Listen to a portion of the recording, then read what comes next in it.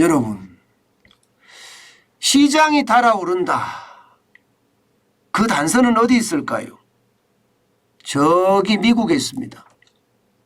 두 달 새 나스닥 종합지수 상승률을 보세요. 24.26%가 올랐습니다. 그야말로 폭등이죠. 두 달 새입니다. 두 달 새. 이것을 보면 말입니다.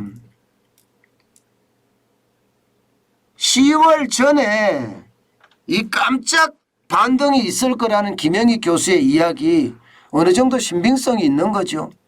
게다가 여러분에게 제가 이 과정의 분석도 해드렸습니다. 9월 21일 날 9월 21일이 미국의 중앙은행인 연방준비제도가 연방공개시장위원회를 여는 날입니다. 그러면 지금 7월 27일 이후에 거의 두 달 동안의 공백이 있잖아요. 물론 8월에 잭슨홀 미팅도 있습니다. 그렇지만 금리에 대한 어떤 논쟁이나 또 금리 때문에 시장의 변화나 이것은 잠깐 동안 줄어들 거다 이렇게 제가 말씀을 드렸잖아요. 그러면서 주가는 오를 거다 그렇게 말씀을 드렸는데 그게 현실화된 겁니다. 굉장히 많이 올랐죠. 24.26%가 올랐으니까 말입니다. 시장이 달아오른단 말이 전혀 틀리지 않고요. 여러분과 계속 공부하면서 이 말씀을 드렸는데 점점 현실화가 돼가고 있죠. 그런데 지금도 오르고 있습니다. 지금도 오늘 새벽에 마감한 나스닥 종합지수는 0.62%가 올랐어요. 80.86이 올랐습니다. 그래서 13,128.05로 마감을 했는데 지난 6월 16일에 보면 만까지 떨어질 뿐 만 밑으로도 떨어질 뿐 봤거든요. 1565.14를 기록한 적이 있습니다. 그때에 대비해 보면 13,128.05라는 숫자는 2,506.2.91이라는 게 상승을 했어요. 26.46%가 상승한 수치입니다. 보시는 것처럼 6월 16일 이후로 계속 우상향을 했죠. 우상향. 두 달 새 폭등했단 말이 전혀 틀리지가 않습니다. 두 달 새 폭등했단 말이. 실제로도 폭등을 하고 있는 거고요. 두 달 새. 그만큼 말입니다. 나스닥 종합지수는 그 어느 때보다 많이 오르고 있다. 이렇게 이야기할 수가 있습니다. 마찬가지로 다우산업지수도 마찬가지입니다. 지금 거의 두 달 새 여기도 14.36%가 폭등을 했습니다. 지난 6월 17일에 29,653.29를 기록을 했거든요. 그런데 오늘 새벽에는요 0.45%가 올랐습니다. 그래서 151.39가 상승을 해서 33,912.44로 마감했습니다. 이 수치는요 최저치 대비 가까운 최저치 6월 17일 대비해 보면 4,295.12가 상승한 거고요. 그러면 전체적으로는 14.36%가 폭등한 수치입니다. 이렇게 시장이 달아오르는 거 왜일까요? 간단합니다. 시장이 이렇게까지 달아오르는 데는요 많은 해석이 필요 없습니다.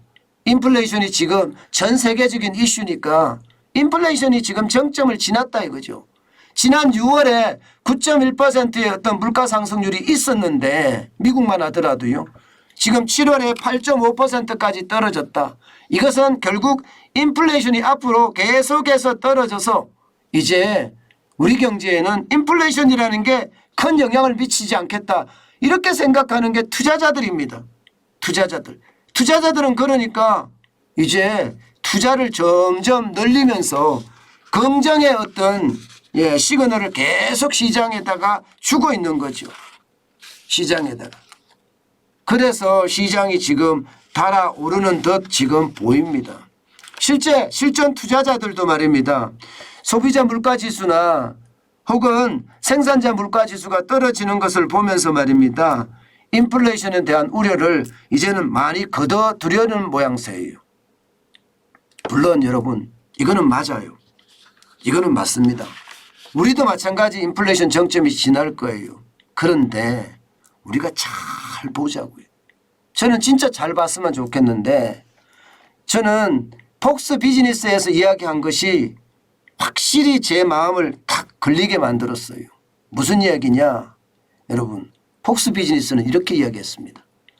전문가들을 조사를 해서 전문가들을 인용해서 보도를 했는데 인플레이션이 정점일지 몰라도 고통스러울 정도로 천천히 떨어질 것이다. 이렇게 이야기하고 있습니다.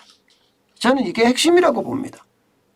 왜냐하면 인플레이션을 상승시킨 여건이 그렇게 크게 좋아지지는 않았다는 이야기예요.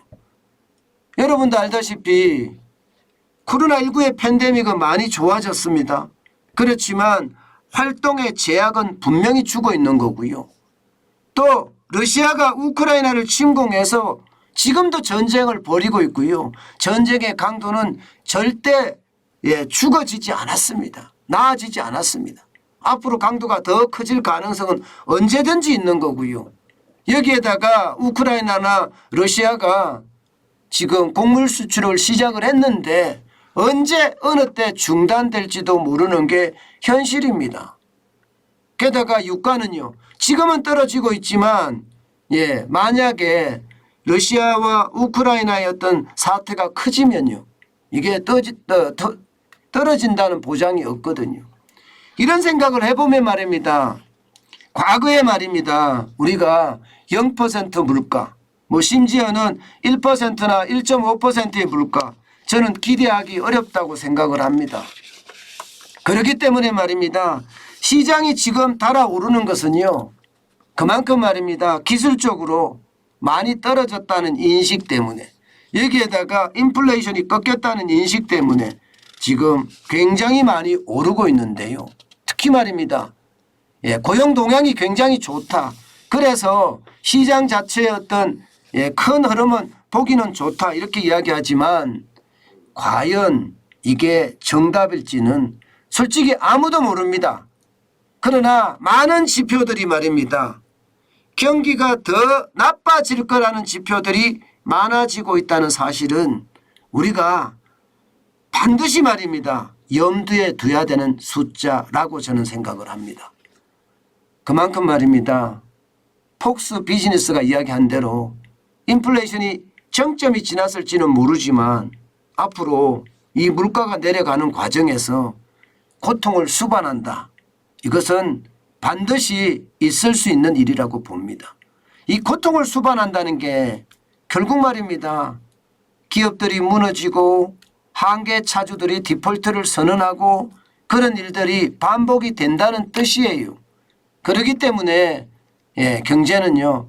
아직까지 안심하기는 이르고요. 이게 일반적으로 이야기할 때는 8월의 발작 내지는 9월에까지 이 발작이 9월까지 간다. 이렇게 이야기하는 사람들이 있지만 하반기로 가면 갈수록 4분기로 가면 갈수록 경제가 하강 국면으로 가지 않겠느냐 하는 게 지금까지 많은 지표들이 거기다 가리키고 있어요. 그래서 항상 생각 속에 침체라는 단어도 꼭 집어넣어야 된다. 그렇게 말씀드리고 싶습니다.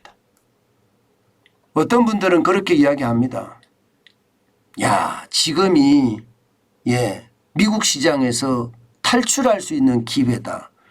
이렇게 이야기하시는 분들도 있다는 사실이에요. 그만큼 말입니다. 테슬라만 하더라도 쭉 떨어졌다가 다시 천슬라라는 이야기가 나오고 있어요. 그동안 사업개미들이 많이 물렸었거든요. 저는 이런 일각의 시각 말입니다. 여러분들도 생각해 둬야 한다고 저는 믿습니다.